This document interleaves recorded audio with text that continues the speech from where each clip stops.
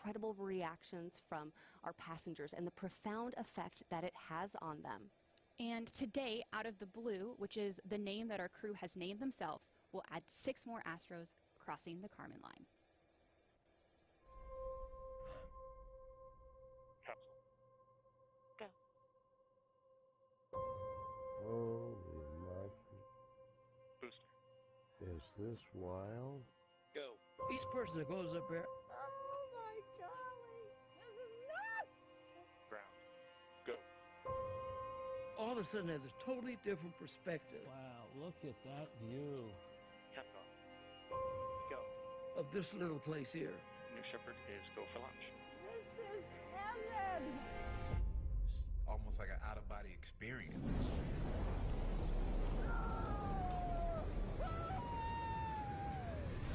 New Shepard has cleared the tower. This is a new era where people like a teacher from North Carolina gets to go to space. Space has always been something I've wanted to do, but it's never been accessible until now. Look at that view. Look at the view. It's just unbelievable. You have to see it with your eyes to really, really take it in. Everybody else should go to space. Look at the Earth. Just look outside. Look at the Earth. Yeah, This is a life-changing experience. Everybody needs to do this. it was absolutely insane. I mean, it's the coolest thing ever. Oh my word. I'm just spinning. That was enlightenment. This is the best experience of my life, by far. Everyone in the world deserves to see this. Everyone needs to see this. Oh my God. It's just a dream come true. I want to do this my entire life. I just went to space as the first woman from Mexico. I think we need to give this gift of perspective to everybody. Oh man, this is so cool. I always said I'm going to do it, and I just did it. We went to space! What you have given me is the most profound experience I can imagine. I can't believe this. As soon as you land, you will want more of it.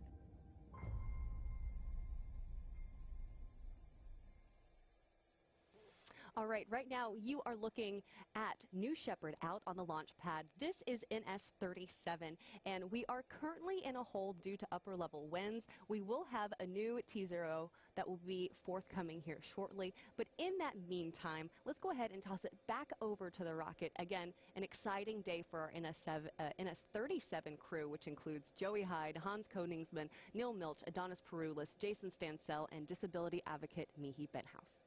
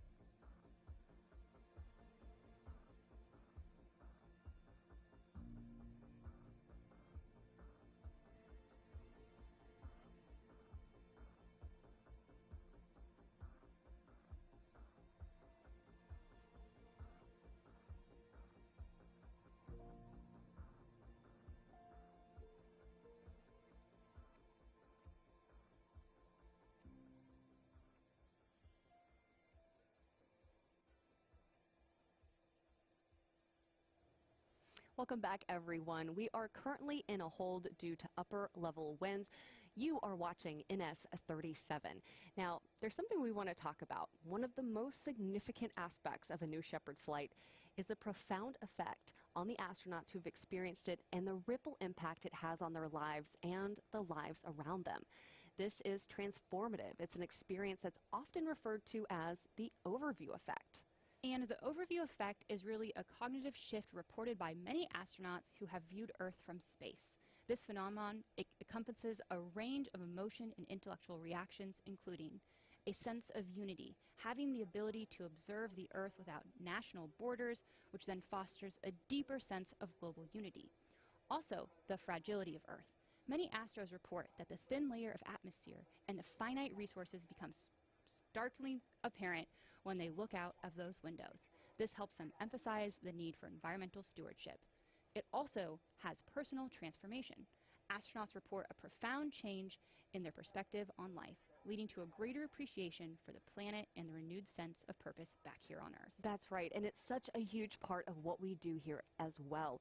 The impact that a New Shepard flight has on astronauts after a journey aboard is more than a physical adventure. It's a journey of self-discovery and profound insight. The experience, it actually often leads to a heightened sense of awareness. Now, that's kind of like a greater consciousness of global issues such as climate change, poverty, and conflict, as well as inspirational leadership. Many return with a renewed mission to contribute positively to society, often becoming advocates for space exploration and environmental causes. And finally, there's like this emotional reconnaissance. Like seeing the beauty and fragility of Earth from space can evoke powerful emotions, leading to a deeper connection with the planet. And one astronaut who can speak to this is one you might recognize. It's William Shatner. Yeah, let's hear directly from him about his experience. Holy cats. Weightlessness. Oh, Jesus. Oh, my God. Oh, wow. I can't believe this. Everybody in the world needs to see. There is Mother and Earth and comfort, but what you see is black. Oh, God. I hope I never recover from this. I hope that I can maintain what I feel now. I don't want to lose it. What you have given me is the most profound experience I can imagine. I'm so filled with emotion about what just happened. Jeez. Oh my God. It was unbelievable. Oh, I'm telling you. It's just so, I don't know, it gets me emotional hearing how emotional our astros are when they come back from this experience. If you're just joining us, you are watching NS-37. You are looking at New Shepard out there on the pad. Now, we are currently in a hold due to upper level winds. Right now, we're going to toss it over to the rocket and check back in with you in just a little bit.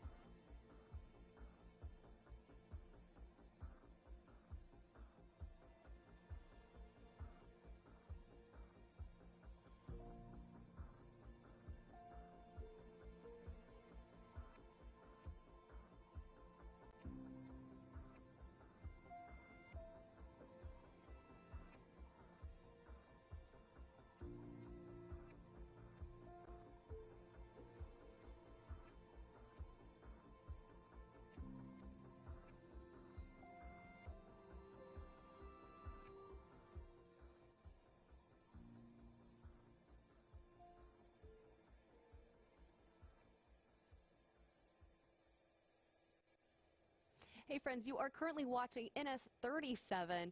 We are currently in a hold due to upper level winds, but while we're in this hold, as you might have noticed, I have been joined on the desk by Claire Luce. Now, Claire has worked on the BE3 engines for a long time, and she recently took on a new role. So Claire, tell me a little bit about your work on the BE3 and what your new role is.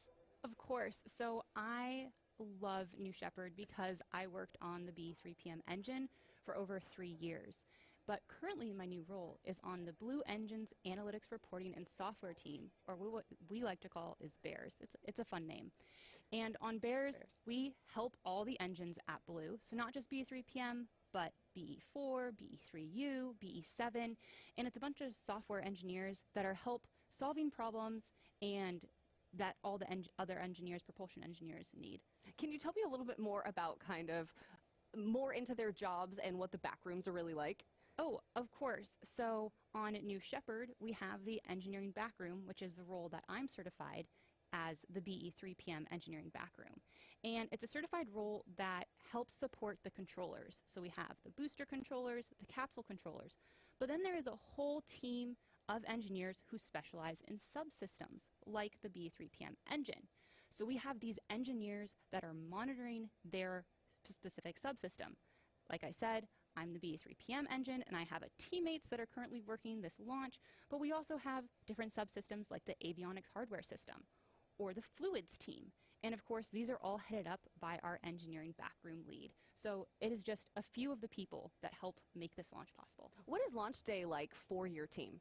Well, they wake up really early. You have to be on console at a pretty early hour when the vehicle rolls out. You power the vehicle on. You're going to have to fill it up with propellant. Of course, my team is monitoring the engine at that time. So this has all happened before the crew even loads into the vehicle. It's got to be an exciting thing. And you've been out to West Texas, I think you told me, about 15 times doing this. Yep. It is a great opportunity to be able to be part of these launches, work the launches, and also work with the hardware. Yeah, and it is so great to hear more kind of about what our engines teams, because engines are really integral to everything we do. I know we said it on New Glenn. It's like, I think people believe that you build a rocket and then you stick an engine on it, but that's not the case at all. You build the engine and then you build the rocket from there. Yep, that is 100% true. All right now you are watching NS37. You can see New Shepard out there on the pad. We are on a hold at this moment in time due to upper level winds. We're going to toss it back over to the rocket, get a status update for you guys, and see you in just a minute.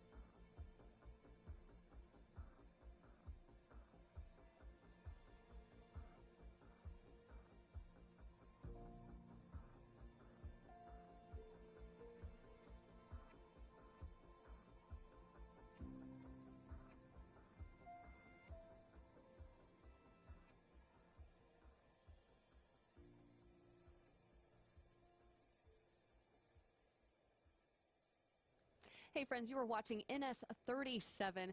Right now, we are currently in a hold due to upper level winds, but not to worry. We get to show you exactly what our Astros have been up to over the last couple of days, and just yesterday they had an exciting adventure as they prepared for this moment where they are sitting in the capsule as we speak. So this is them, I believe, going into, the barn, right? Yeah, that is where we store our New Shepard boosters, and as you said, it has a fun name, the barn.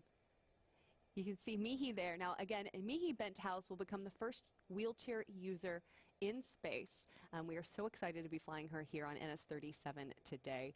I've actually not yet been inside the barn, but that's on the top of my Blue Origin bucket list, is to go in there and see the booster there. I've seen, of course, the booster out on the landing pad, which is traditional after every flight. All the entire crew here at Blue go out and take a picture with the booster on the landing pad. But this is pretty special to kind of see it still all connected inside the barn. Well, and what is also even more cool is that since we said we had 2 human-rated vehicles, we actually have 2 boosters in there, and you can see them side by side. Oh, that is really, really exciting.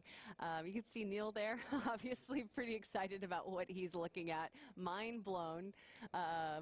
There is Hans taking a look at, I'm sure, all the mechanics and engineering of it as well, being a rocket scientist himself. Jason there, and again, Jason is flying in honor of his brother Kevin today. Michi is taking a look. That is Audrey Powers. She is also one of our NS New Shepard astronauts. Pretty exciting to have her continuing to lead the New Shepard team.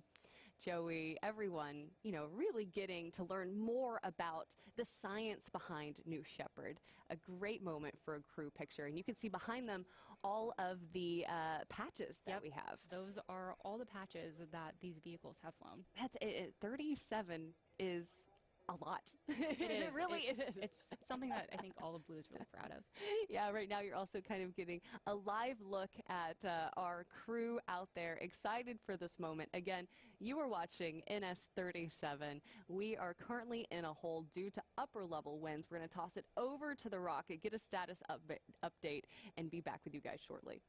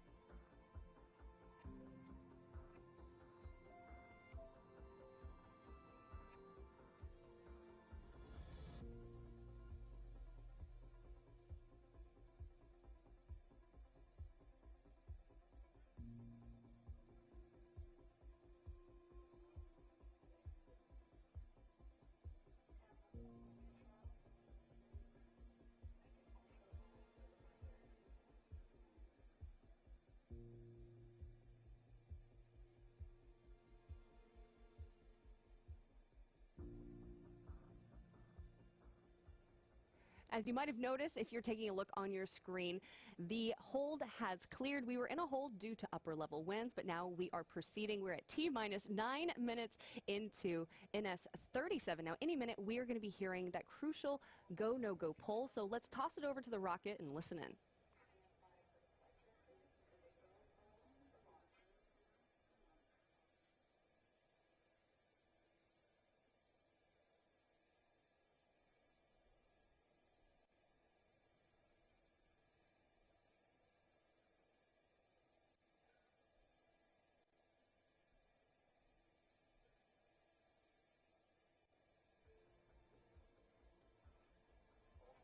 With the go pull for terminal count and launch. Capsule. Go. Booster. Go. Ground. Go. Inco. Go. Safety. Go. Capcom. Go. Engineering. Go. Copy all goes. New Shepard is go for launch. Booster, commence the terminal count. We'll go plate.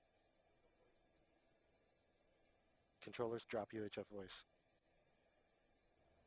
You just heard it there. We are go for launch. Yes, we are so exciting. Now, as we mentioned, today, Michi Benthaus will become the first wheelchair user in space. Her story, her advocacy, and her passion are evident in everything she does. Check it out.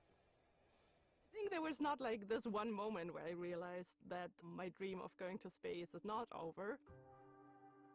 I was like a very sporty person, so I did like a lot of mountain biking, snowboarding, I did parkour where you jump about walls and this kind of stuff. Obviously life changed a lot after my accident, and I think the biggest impact, of course, is using the wheelchair and everything which comes with the spinal cord injury. And I really figured out how inaccessible our world still is and how sometimes socially excluding a wheelchair can be, even though nobody is like actively excluding you, right? She has an inspiring part, yeah? Many people respond to her and she does things that you don't expect her doing, right? And so they're fascinated by that. And I kind of feel the same way. She is, I think, an explorer, adventurer, yeah? And the wheelchair does not really stop her from doing that. Yeah, so I met Hans the first time online, on LinkedIn. Yeah, I just asked him, like, you know, you worked for so long for SpaceX. Do you think that people like me can be astronauts? And then he reached out to Blue Origin and told me about, like, oh, Blue actually is very excited about it. And I was like, okay, I have my doubts on it, but let's see. But thankfully, it turned out we can do it. So Hans and me ending up flying as a team. I think it was about a year ago when we first did our workshop with Hans and Michi on site. We made some prototype hardware, and then we tested out the prototype hardware, and we figured out a lot of things that didn't work and a few things that did work, and really refined and practiced those. We have their business resource groups here at Blue Origin, like New Hawking, and organizations like Astra Access have been great to come in and do workshops with us and figure out what's possible and wasn't possible. On the vehicle side, we didn't have to change anything to allow Michi to fly to space. We did implement a few things on the ground side, so some ground support equipment to allow her to both ingress and egress out of the capsule. And so a lot of our work was focused on upgrading the experience in Astronaut Village, things in our training center, and then some of the ground support equipment to get her both into the capsule and then back out of the capsule. So yeah, I feel like a little bit the responsibility of being the first wheelchair user is also to point back on Earth. Of course, if we want to be an inclusive society, we should be inclusive in every part and not only in the parts we like to be. For the future of accessible spaceflight, I really hope it's like speeding up. You know, it's like in its very early days right now, so I think we're making like a very first thing here with Blue Origin. So Michi basically inspired me to do this, yeah? And it's her drive that kind of convinced me I should do that too, and to just experience something that I've seen from the outside for a long time. This is exciting work because this is what New Shepard was designed to do, to increase the access to space so all different kinds of people can have that experience of seeing our Earth from space.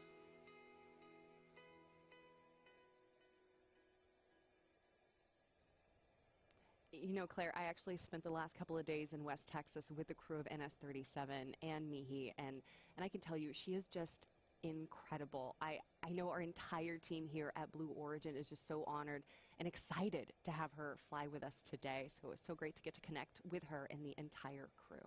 I am so excited to hear about her experience after she lands. Yes, me too. Now let's take a look on your screen and let's go a little into more depth about the flight profile.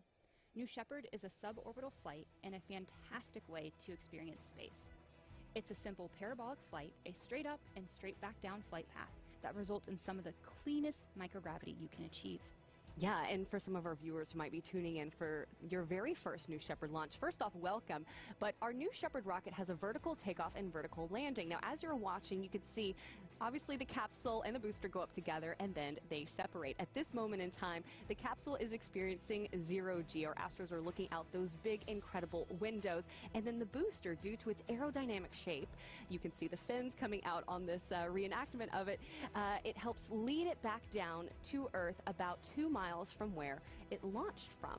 While that's happening, the capsule is then also making its way back to Earth. But because of its shape, it's more of like a teardrop type of shape, it's a little slower.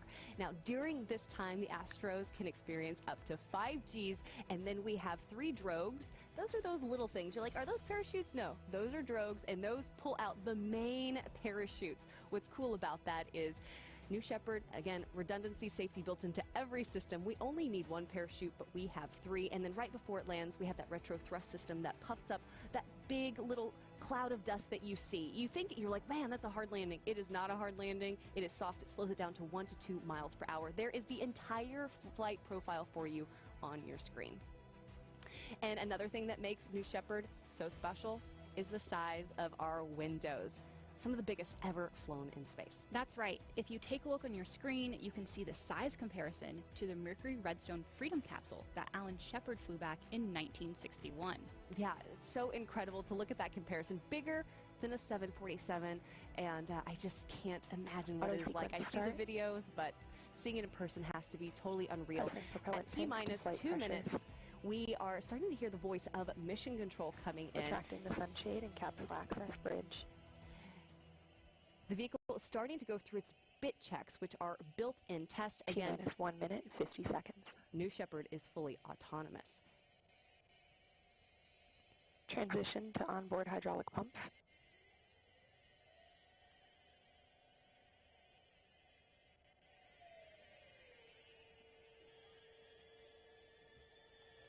Executing aft fin and PVC bit.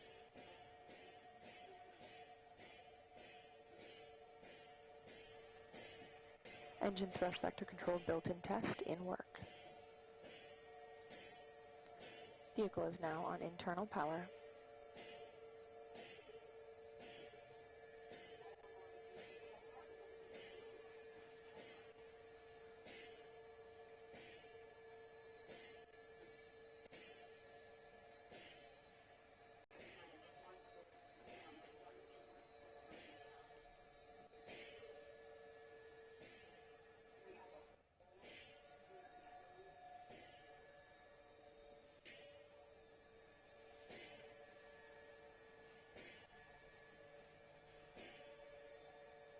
All right, you are looking at New Shepard on the pad. At just under 1 minute, we have entered a hold. We are listening in to the voice of mission control, which is Kate Wentworth. Now, as we learn more information about this hold, of course, we are going to pass it along to you. Right now, we're going to toss it over to the rocket and get more information.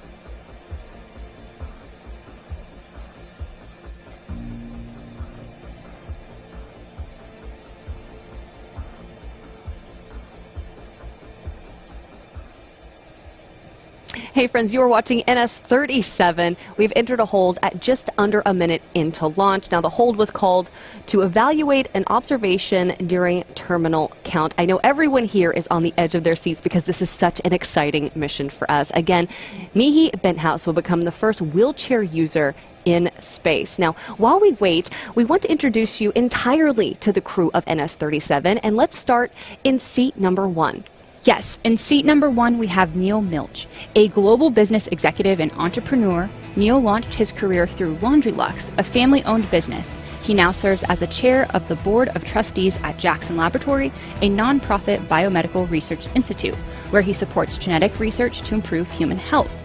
Growing up, watching the Gemini and Apollo programs, he adopted the Latin phrase in omnia paratus, meaning ready for anything, to guide his pursuit of science and discovery. And I got to talk to Neil, and I can tell you he is ready for anything. I know he's so excited for today. Let's talk about seat number 2. We have Michi Benthaus. Now, Michi is an aerospace and mechatronics engineer at the European Space Agency.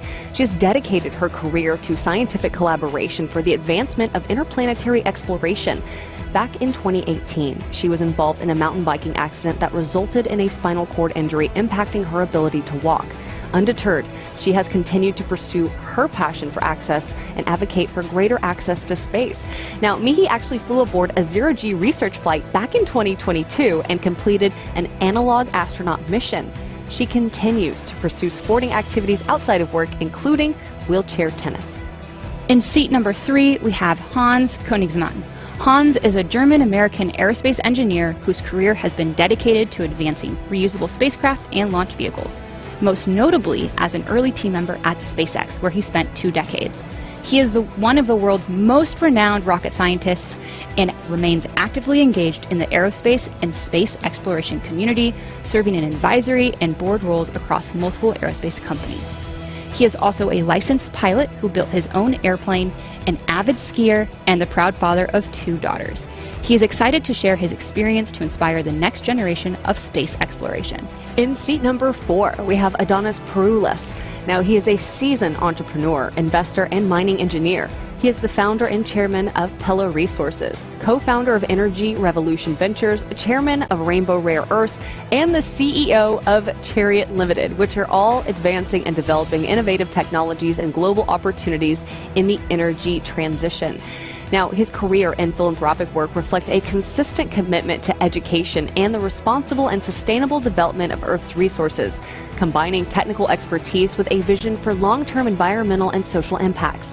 His flight aboard New Shepard represents a lifelong dream to see the world from space.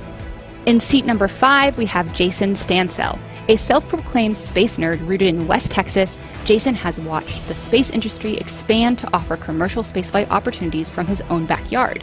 With a degree in computer science from Tulane University, he has channeled his enthusiasm for creativity, passion for adventure, and love of science and physics into scuba diving, driving cars, riding motorcycles, flying planes, and of course, studying rocketry. Jason is looking to inspire healthy skepticism and promote science education through his experience. He is also dedicating his flight to his brother Kevin, who passed away in 2016 to a hard-fought battle with brain cancer.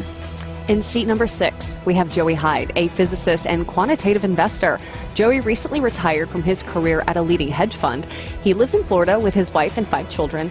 His grandparents ignited a fascination with space when they brought him to watch the 1988 launch of the space shuttle Atlantis, which sparked a lifelong curiosity in human spaceflight and exploration, leading him to earn a PhD in astrophysics. Joey sees this flight with Blue Origin as a continuation of his commitment to advancing science and inspiring future generations of explorers. By the way, fun fact, earlier this year, his spouse, Elaine Hyde, flew back on NS-30. How cool is that? That's amazing to have something that they both can share, this experience of both going on a New Shepard flight. Yes, I would like to know what those conversations are like at the dinner table next week. Like, oh, yeah, now I really know what you were saying. You're like, yes, it's like this incredible experience. I have, the overview effect has really impacted me. All right, now let's also talk about the mission patch. So the NS-37 mission patch pays homage to the crew and Blue Origin's vision. And we have a couple different symbols embedded into the patch. So first we have the DNA, which symbolizes the importance of impact of science to Neil Milch. As you can see there on the left, we also have the hippo, which represents Mihi's favorite animal, her plush hippo, which comforted her in the hospital after her accident and will join her in space. There is also on the patch the tennis ball, which symbolizes another one of Mihi's competitive passions. And Adonis is represented by a baobab tree, which is iconic to South Africa. Yeah, on this patch, which you can see right there, the spiral galaxy symbolizes Joey Hyde's astrophysics research. The dog bone shape and K are in memoriam of Jason Stansell's brother, Kevin, as well as a representation of the satellite of love from their favorite show, Mystery Science Theater 3000. I love that show, by the way. And the shards represent Blue Origin's commitment to breaking down barriers to accessing space, including cost, nationality, and accessibility. So right now, as you look on your screen, you will notice we are currently in a hold. You are watching NS-37. We're going to toss it back over to the rocket and get more information.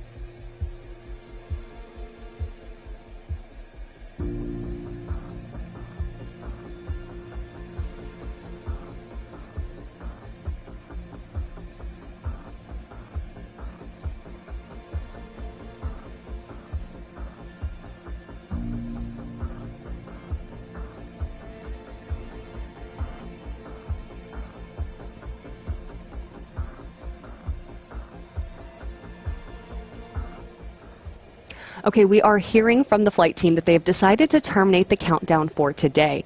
We are standing down from today's NS-37 mission after the launch team observed an issue with our built-in checks prior to flight. We are assessing our next opportunity for launch. We're going to go ahead and scrub the launch and look into this issue further and make sure that we are ready to go. Once the turnaround plan is confirmed, we will announce a new launch window. Please do follow us on social media for updates, and thank you so much for joining us today.